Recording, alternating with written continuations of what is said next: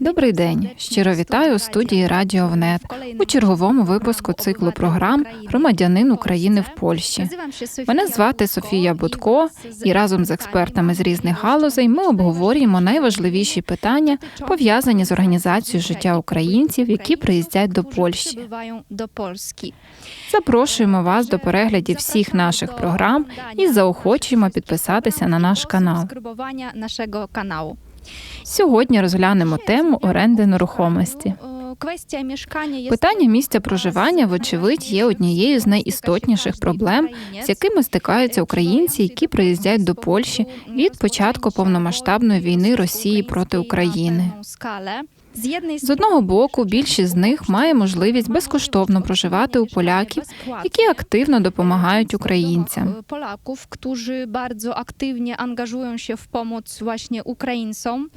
З іншого боку, вже зараз багато людей хоче винайняти квартиру. Зокрема, якщо їм вже вдалося знайти роботу, і вони мають можливість утримувати себе і свою родину.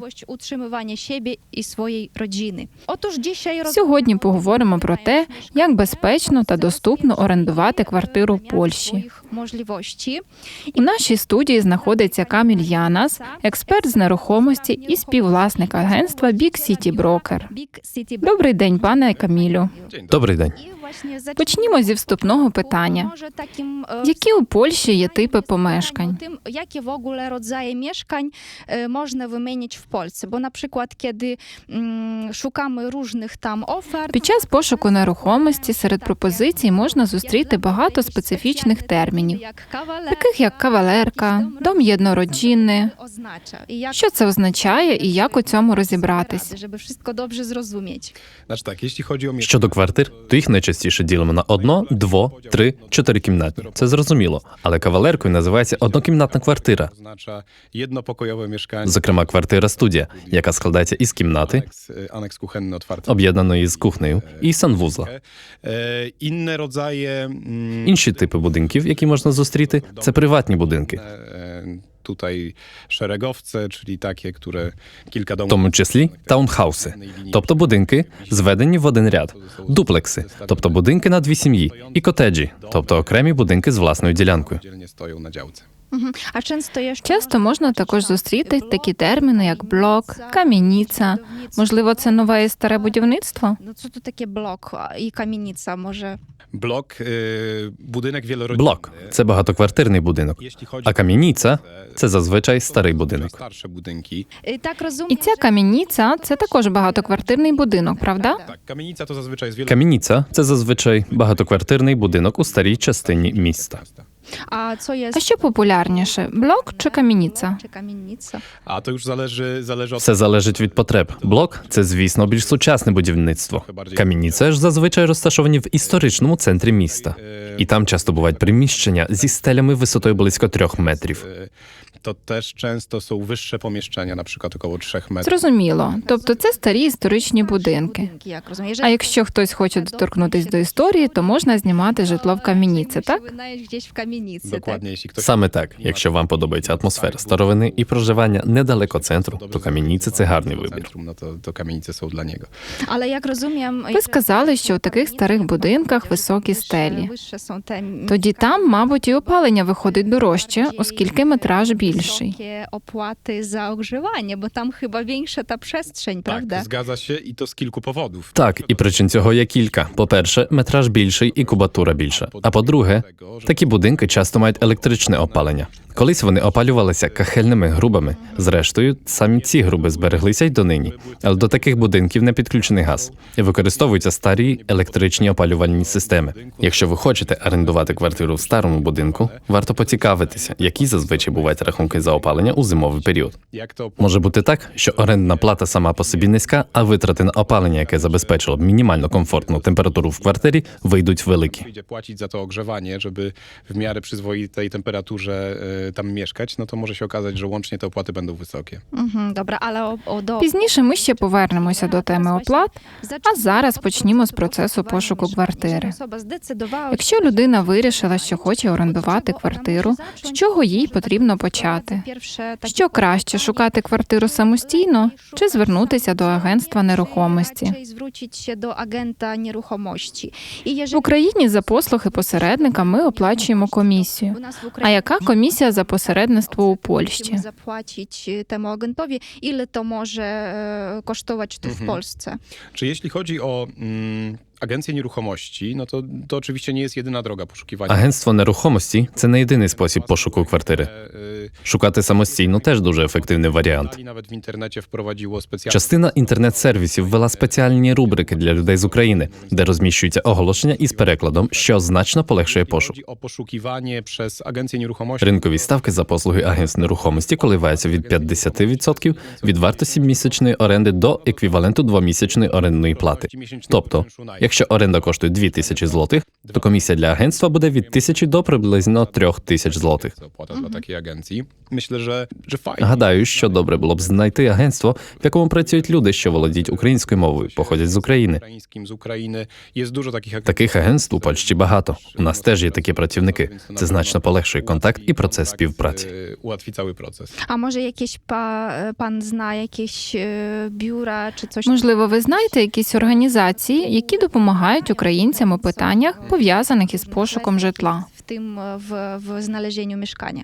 Так, і досить багато. Коли почалася війна, і люди з України почали приїжджати до Польщі, No to в багатьох агентствах, і в нашому, зокрема, частина працівників продовжувала надавати платні послуги посередництва. wybuchła wojna, no to my część tematów normalnie świadczyliśmy usługi pośrednictwa w najmie, za które А інша частина консультантів надавала послуги безкоштовно. Non-profit wykonywała, konsultując umowy, kojarząc Вони на волонтерських засадах консультували людей по договорах оренди і допомагали сторонам вести перемовини. organizacji, które Є ряд організацій, які на волонтерських засадах допомагають громадянам України знайти квартиру, вичитати договір оренди, знайти перекладача, коли умови договору підлягають узгодженню. tłumacza na przykład, jeśli chodzi o dogadywanie warunków takiej umowy. Jedną z takich Одна із таких організацій, з волонтерами якої я знайомий особисто, це фонд Homo Faber. Homo Faber. Добре було б дати посилання на їхній сайт. Обов'язково. Так, ми обов'язково залишимо посилання в описі до цього відео. Oni właśnie w kompleksowy sposób pomagają. Вони комплексно допомагають українцям вирішити питання, пов'язані з орендою житла, проконсультують, підкажуть, знайдуть перекладача, юриста, навіть допоможуть із пошуком квартири. Розумію. Czy nawet znaleźć jakieś mieszkanie. Добре. Ну і тут Якщо людина вже вирішила шукати квартиру самостійно, то якими сайтами варто користуватися? co do poszukiwania mieszkania warto skorzystać. Może są jakieś Можливо, є якісь популярні варіанти. а може А можливо, ви принагідно могли б порадити, якими сайтами не варто користуватися. Строн чи czegoś takiego. Myślę, że nawet wpisując po prostu mieszkanie na wynajem lub Пишіть у Google фразу «Оренда квартири в Любліні, Варшаві», «Мішкання на винаєм Люблін, Варшава». І вам у результатах пошуку вийдуть найпопулярніші сайти. Можете сміливо шукати оголошення саме там. Сайтів, яких треба уникати, я навіть не знаю. Деякі портали часто розміщують старі оголошення, щоб покращити свою статистику. Але в такому випадку ви просто побачите, що оголошення архівне. Згаєте трохи часу, але ризиків жодних немає. czasu, ale niewielkie Ну, ryzyko. так. Czyli po prostu Тобто достатньо пошукати в Гуглі і потім на різних сайтах. stronach, Wiem, że oto może zweryfikujemy później, natomiast portal Otodom Так, варто ці сайти перевіряти. Наприклад, сайт Отодом запровадив функцію перекладу оголошень на українську мову. Це один із порталів, який може допомогти у пошуках. który może pomóc. Dobrze.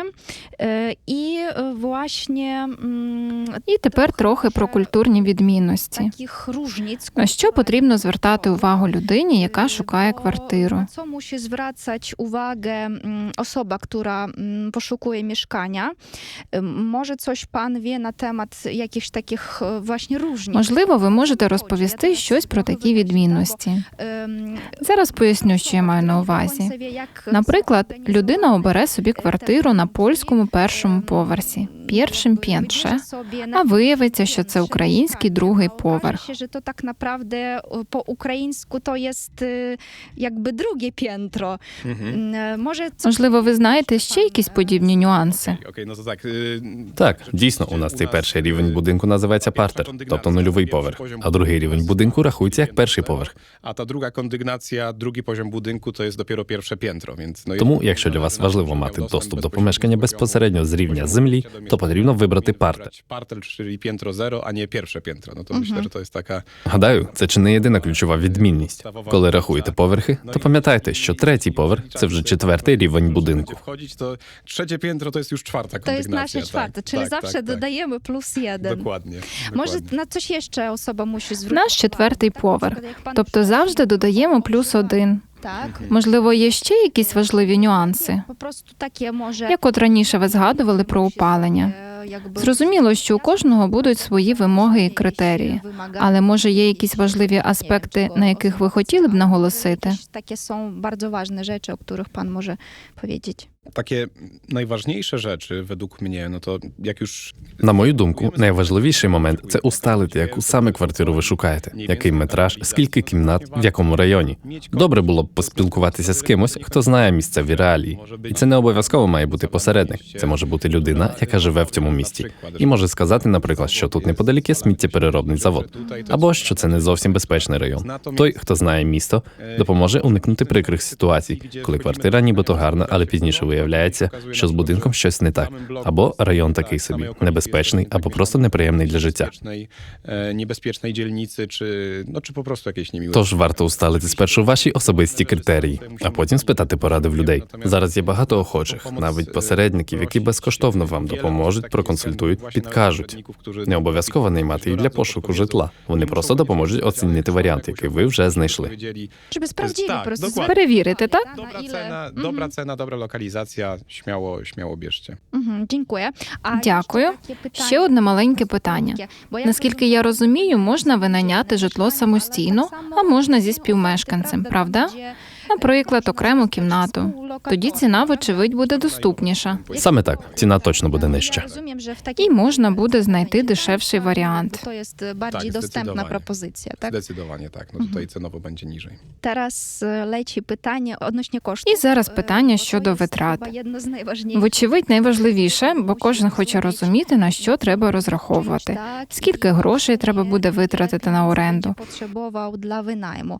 I tutaj właśnie, kiedy ja próbowałam szukać mieszkania, no to coś takiego, jakieś takie dla mnie słowa Коли я намагалася шукати квартиру, то зустріла такі поняття, як чинш, кауція, провізія, медіа. Co tam jeszcze? Media. Właśnie z czego się składają? З чого ж складаються витрати на оренду To jest квартири? bardzo ważne pytanie. Це дуже важливе питання. Що саме входить у вартість і яка сума вийде наприкінці місяця? Czynsz najmu to Чинш jest – це орендна плата, Płacimy себто гроші, які ви платите власнику квартири. jeszcze dodatkowo Крім цього, є ще додаткові оплати за комунальні послуги, наприклад, за воду, газ, електроенергію. za zużycie gazu, za zużycie prądu. I to jakby zaliczki, to znaczy, І że ці оплати вносяться наперед? tak naprawdę. No to zależy od formy rozliczenia, ale czasami Так, це залежить від форми розрахунку. І деколи комунальні послуги дійсно оплачуються наперед. Загалом медіа – це всі послуги, які оплачуються за фактом користування. Електроенергія, газ, опалення і вода, так? Саме так. element, Ще один елемент – це чинш адміністраційний, тобто оплата за утримання будинку. Його сума має бути прописана у договорі. Саме тому варто такий договір дуже докладно проаналізувати.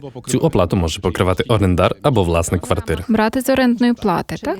Так, віднімати від орендної плати, тобто чиншу, який платить орендар. lokator, który będzie w przyszłości mieszkał. Також може бути зазначено, що цю оплату має здійснювати мешканець, який житиме у цій квартирі. Od 200 na Сума може бути від 200 злотих, а у випадку великих квартир і окремих форм управління може сягати й 1000, 1200 чи 1500 злотих. Це не маленькі суми, варто це перевірити. weryfikować. Треба це з'ясувати одразу.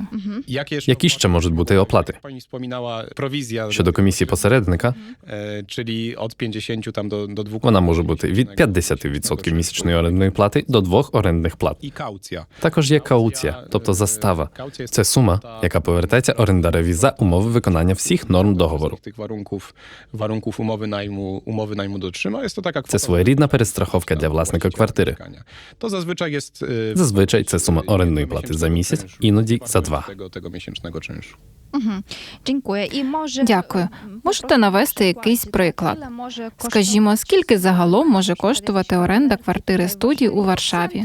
Не в центрі, а десь далі від центру.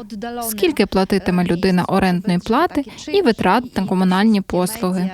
No, w Warszawie pewnie to У Варшаві це буде близько 2000 No, злотих. jeśli chodzi o Однак cenę, після того, як багато людей з України приїхало до великих czynsz польських najmu, міст, no to po tym, jak tak wiele osób z Ukrainy pojawiło się w większych miastach w Polsce, gdzie кількість оголошень впала практично до нуля, і власники, звісно ж, почали піднімати ціни. Właściciele w naturalny sposób te ceny popodnosili. Адже квартира це теж їхня інвестиція. No to logicznie Tak. jest. Це логічно. To, Якщо є багато охочих зняти квартиру, то власники просто обирають того, хто запропонує їм кращу ціну. najlepszą cenę, tak.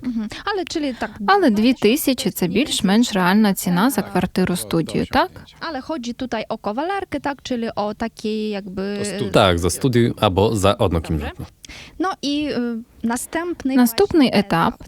Людина знайшла собі квартиру, яка їй подобається. Czyli jakąś bardzo sympatyczną dla siebie ofertę. Що треба робити далі? Co ona musi Як robić? уникнути шахраїв? Czyli na przykład Що потрібно робити, а чого не потрібно? Przez kogoś, bo ja wiem, że istnieją różne właśnie Я знаю, що існує багато шахрайських схем при оренді житла. На що треба звертати увагу, про що пам'ятати? O czym należy pamiętać, to przede wszystkim o Передусім про те, що гроші треба вдавати лише після підписання надійного договору. Zweryfikowaną umowę, żeby...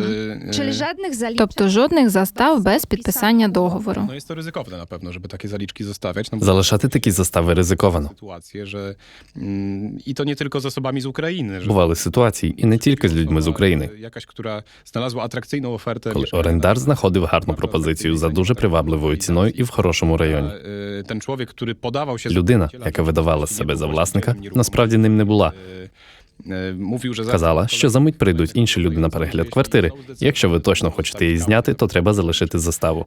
te osoby zostawiały Орендар залишав заставу, на другий день приходив поселятися, і виявлялося, що той, кому він дав заставу, взагалі не був власником квартири. był właściciel, tak? No І просто втік із грішми. pieniędzmi. Także Важливий момент. Давайте гроші лише після підписання договору і після того, як ви перевірите у цьому договорі номер реєстру нерухомості. umowie w numerze Тобто księgi księga wieczystej, wieczysta. w momencie takim Це такий документ, у якому прописана вся інформація про нерухомість, в тому числі там написано, хто є власником квартири. właścicielem nieruchomości. Коли ви підписуєте договір оренди, треба також перевірити документи людини, з якою ви укладаєте угоду. Kto jest tą stroną tej transakcji? Czyli I my- rzeczywiście I my faktycznie możemy... Тобто можна попросити орендодавця показати якісь документи, які підтверджують, чи він або вона є Proszę власником. pokazać jakby jakieś dokumenty, które potwierdzają właśnie, że pan jest albo pani jest właścicielem. dokładnie tak. To może być na przykład akt notarialny umowa nabycia.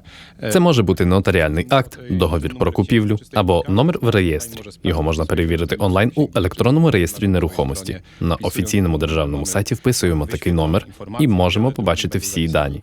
В другому розділі будуть прописані дані власника, його ім'я, прізвище, номер песель. Їх можна буде звірити з паспортом. Якщо все сходиться, то це дійсно власник квартири, і тоді вже можна здійснювати оплату. Які ще можуть бути загрози в процесі оренди квартири? Przy wynajmowaniu mieszkań, no to też słyszałem o takich sytuacjach, że Я чув про випадки, коли фірми додавали дуже привабливі пропозиції оренди, i tutaj teoretycznie nie chciały pobierać wynagrodzenia prowizji za і нібито не хотіли за них комісії за посередництво, але потрібно було викупити абонемент, żeby mieć dostęp do tej щоб bazy. мати доступ до бази таких дуже дешевих оголошень. Cenowo. А пізніше виявлялося, що, на жаль, більшість цих дешевих квартир уже була знята. I tam Ale ja myślę, że to Але ж це взагалі не має сенсу, правда? teraz na tyle wszystko jest... Адже зараз стільки можливостей, щоб самому знайти нерухомість в Sam інтернеті. po prostu szukasz tych no tak, ale Tak. tam też Але там були оголошення, які були доступні лише після покупки абонементу. kupić abonament. Także na to trzeba uważać. Треба звертати увагу на таке. Можливо, такий механізм почисти і дієвий, але частина пропозицій була предметом нечесних оборудок. Dobrze. No, Отже, ми підписуємо договір, вже все вирішили. Нам сподобалася квартира, сподобався власник. Одним словом, готові орендувати. Bez takich może zbyt szczegółów, tak? Які найважливіші пункти повинен містити договір оренди квартири? Obowiązkowe elementy muszą być. Jeśli chodzi o umowę najmu, Договір оренди повинен мати юридичну силу. żeby ona w ogóle miała moc prawną. Для цього в ньому мають бути прописані сторони, предмет, строки і всі оплати. Коштів. Якщо щось не було прописано у договорі, то застосування тут мають то застосовуються норми цивільного кодексу. І у випадку якихось спорів сторони будуть ним послуговуватися. Це основні елементи договору про оренду. Якщо ж договір розлогий і в ньому багато прописаних моментів, варто докладно вивчити його, Dokładnie w tą umowę najmu się wczytać. читатися. Żeby między innymi У цьому випадку варто скористатися допомогою таких організацій, як Homo Faber. Треба такий договір проаналізувати, Чи właśnie zapytać проконсультуватися з юристом або попросити якусь довірену особу з місцевих допомогти прочитати документ, żeby nam to przeczytał, po prostu przeanalizował. Czy nie ma tam дізнатися, чи немає там якихось моментів, які у майбутньому вам зашкодять. A w ogóle, Чи варто погоджуватись на пропозицію оформлення відносин без договору? jakby na propozycję nie podpisywać żadnej umowy? Bo ja wiem, że Знаю, що такі пропозиції трапляються. Навіщо нам цей договір? Він не має юридичної сили. Пропоную, щоб ми просто домовилися на словах. prawnej, a po prostu proponuję, żebyśmy tak na słowie jakby to wszystko zrobili. Czy na ile to Чи jest цьому можна довіряти? warte zaufania? Odradzam. Не раджу. Umowy są na złe czasy. Договори підписуються на випадок проблем. Коли ми усталюємо якісь умови і погоджуємося щодо них, то чому б не перенести їх на папір, щоб у майбутньому було на що посилати? Więc można oczywiście Звісно, можна укласти договір на словах. Він теж обов'язковий до виконання. Але як пізніше це перевірити? Я раджу обом сторонам завжди переносити на папір всі свої домовленості. Якщо будуть якісь суперечки, то ви звертаєтеся до договору. Якщо все добре, то він просто лежить. Але якщо щось піде не так, а договору не буде, то не буде й до чого Це звернутися. właśnie logiczne przejść do sytuacji. Думаю, варто також обговорити ситуацію, коли щось іде не так. Наприклад, якщо порушені умови договору з боку орендодавця, і орендар незадоволений. Tak, czyli najemca jakby jakoś nie jest zadowolony z tego, co się dzieje. Jak on może Як він може захистити свої права? Куди потрібно звертатися, щоб розірвати договір або іншим чином вирішити проблемну ситуацію? Це залежить від того, наскільки сильно порушені постанови договору. Postanowienia umowne. Tak, no jeśli właściciel Якщо власник просто не виконує своїх зобов'язань, były zapisane w umowie, які були прописані у договорі, to варто скористатися юридичною допомогою. Правної, żeby specjalista Тоді юрист порадить вам, як можна домогтися виконання усталених зобов'язань. na co się umawialiśmy. Natomiast Натомість, w przypadku у випадку вторгнення, zakłócenia miru domowego, kiedy właściciel тобто коли власник без дозволу заходить до орендованого вами житла, do naszej wynajmowanej przez nas nieruchomości, czy nie daj Boże w ogóle або, wystawia не дай Боже, виставляє ваші речі, tam od відділу nie spodobało, бо йому щось там не подобається, to taką sytuację możemy zgłosić. треба звертатися в поліцію. I już wtedy Буде відкрито sprawa офіційне провадження. jest prowadzona. Отже, варто проконсультуватися з юристом. Nawet tak Можна це зробити і безкоштовно, або ж навіть звернутися по допомогу в поліцію. z pomocy policji. A teraz odwrotna А sytuacja. що робити у протилежній ситуації, коли орендар нечесний і, наприклад, довго не платить оренду? Nie płaci za mieszkanie. Які важелі впливу в такому випадку має орендодавець? Rozwiązanie tej sytuacji wynajmujący. Polskie przepisy Польські закони захищають передусім орендаря. З них витікає багато ризиків для власників, які пропонують свою нерухомість в оренду. wiążą się dla właścicieli mieszkań, którzy dają swoje mieszkania na wynajem. Коли почалася пандемія, ввели додаткову заборону на виселення мешканців. Zakaz wyprowadzenia tych lokatorów, którzy Які не платять оренду. czy do noclegowni. Не можна було викликати судового виконавця, аби він змусив їх виїхати з квартири і оселитися у якомусь соціальному житлі чи притулку. No i Такі виселення проводять саме судові виконавці. І лише зараз, здається, у квітні, увійшла в силу поправка до закону, яка відмінила заборону на виселення. Zakaz egzekucji zniosła. I uważam, że to jest bardzo dobre dla obydwu stron. Dlaczego? Dlatego, że właściciele mieszkań już tak bardzo nie muszą... Я вважаю, що це дуже добре для обох сторін. Чому? Тому що власники нерухомості вже не бояться оренди і вирішують здавати свої квартири, щоб вони не Że ono простоювали. będzie po prostu stało, więc pod tym kątem to jest... No a dla А najemców орендарі орендарі, в свою чергу, мають більший вибір квартир завдяки цьому закону. Dokładnie. Так? No i też nie ma z drugiej strony. Саме так. І ця оренда загалом вже так не лякає. Najmem, czyli no to myślę, że to jest dobra. Myślę, że to jest Гадаю, dobra що це sytuacja. позитивні зміни. Bardziej, że ten zakaz eksmisji Оскільки заборону на виселення часто використовували саме нечесні орендарі, нечесні мешканці. Wykorzystywany przez nieuczciwych najemców, nieuczciwych lokatorów. Więc teraz, jeśli jest to Зараз bardziej все більш transparentne прозоро і і takie простіше łatwiejsze домогтися do виконання egzekucji, умов. Właśnie tego, na co w Прописаних umowie у договорі. zapowiadaliśmy, Це на to краще. tylko lepiej. Ну і моє І одне з моїх останніх питань – як виглядає процес завершення договору оренди? Коли все гаразд, але людина просто не хоче більше винаймати квартиру. Що робити в такому випадку? Як то все виглядає? Według mnie dobre umowy powinny... На мою думку, правильні договори повинні укладатися на окреслений строк. W umowie najmu mamy Тобто в договорі має бути прописаний термін його дії.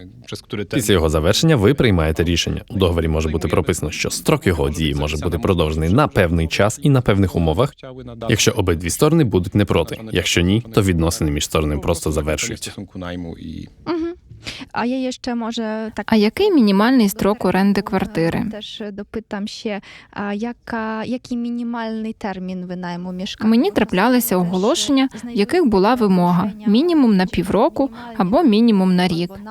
І це трохи незручно, якщо я хочу орендувати, наприклад, на місяць або на 2.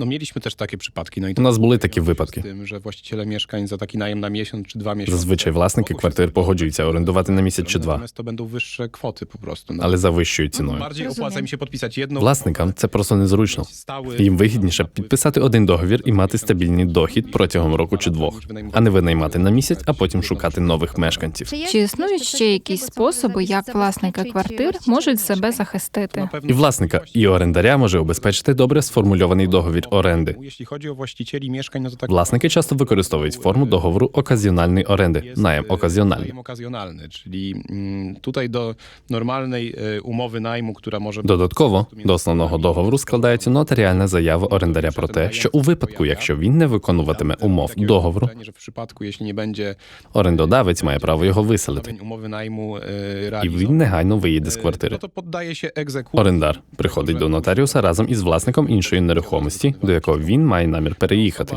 Pojawiała Наприклад, się razem, студент приїхав у місто і підписує такий договір оказіональної оренди. jak przyjeżdżał student do miasta, Приходить до нотаріуса разом з батьками, власниками його родинного дому, notariusza i razem z rodzicami, którzy byli właścicielami domu. і вони підписують заяву, що у разі необхідності приймуть цього студента до свого do житла. tej właśnie nieruchomości tutaj, więc to najem okazjonalny na pewno ta Тож, forma. оказіональна оренда – це форма, яка убезпечує власника. Kiedy tutaj rząd, jak pojawili się u nas Коли до Польщі через війну приїхали переселенці з України, уряд запровадив спрощення. Українці можуть підписувати договори оказіональної оренди без власника іншої mogły нерухомості. ten najem okazjonalny podpisywać bez właściciela tej drugiej nieruchomości. Tak Тобто jak, не nie мусять musiały вказувати, deklarować, куди że do переїдуть. innej nieruchomości zostaną przeniesione. No natomiast Якби і надалі діяла заборона на виселення, то це було б дуже небезпечно для się власників. wiązało z dużym ryzykiem dla właścicieli mieszkań. Więc to, że teraz ten zakaz eksmisji Тому гадаю, został, що відміна цієї заборони позитивно no według mnie to pozytywnie вплине на готовність здавати житло саме людям з України, właśnie osobom z Ukrainy. Nawet зокрема й tego у najmu формі оказіональної оренди. bardziej Бо майбутнє таких правових відносин вже набагато ясніше. w przyszłości. Czyli справа є... Все зрозуміло. Тепер кожен знає, що повинен робити, щоб орендувати квартиру. Щиро дякую пану Камілю Янасу, експертові з нерухомості і співвласникові агентства Big City Broker. Big City Broker. Dziękuję bardzo. Дуже дякую за запрошення. Дякуємо нашим глядачам і запрошуємо до перегляду наступних випусків програми «Громадянин України в Польщі», а також заохочуємо підписуватись на наш канал. До зустрічі! Разом переможемо! До побачення.